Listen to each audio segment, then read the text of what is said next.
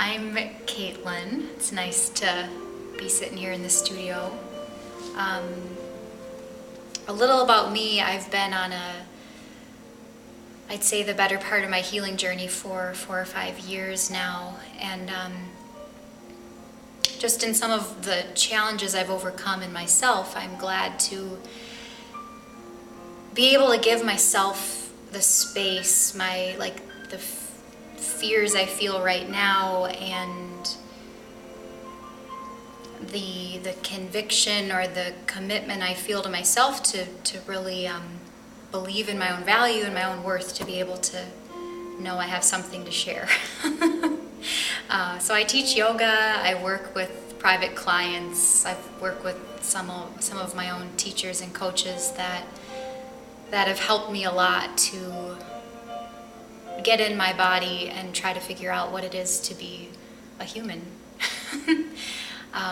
So this one concept that's bubbling a lot in me is self-acceptance. And I've worked with this word ego for a while now, and I'm finding that the word ego has become obsolete and no longer helpful.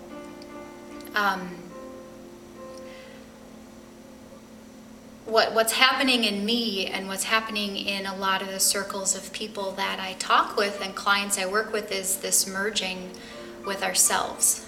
I feel that for a lot of people on the planet and for just a long time, we've known ourselves to be only the physical body. And I feel sadness in my heart about this, because people feel separate and people feel isolated and we feel alone. And when we sink far enough into the loneliness, it's like one of two things can happen. We can isolate ourselves to the point that maybe we destroy ourselves. And some people might take their life at that point. But what I've found is that if we can go into the loneliness and just be there, the loneliness then becomes a sanctuary in ourselves, and it's actually a place where we realize we're not separate. And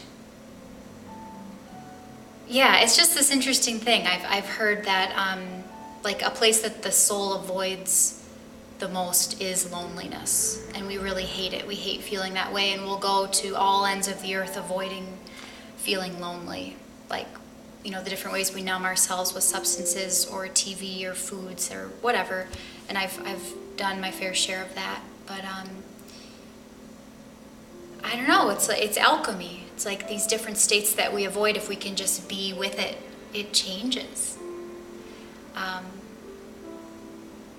So yeah, actually just earlier tonight in this studio, I was teaching a yoga class, and I'm a student myself. There's like this little podium in the room, and I'd rather not be half a foot up off the ground from everyone else, because I'm not the only one I ever can feel better than or worse than is myself. This silly comparison I do with myself and myself, which is all an illusion anyway, but what came through in the class I'm really excited about, and it's something that my beloved teacher helped me feel, the beating heart.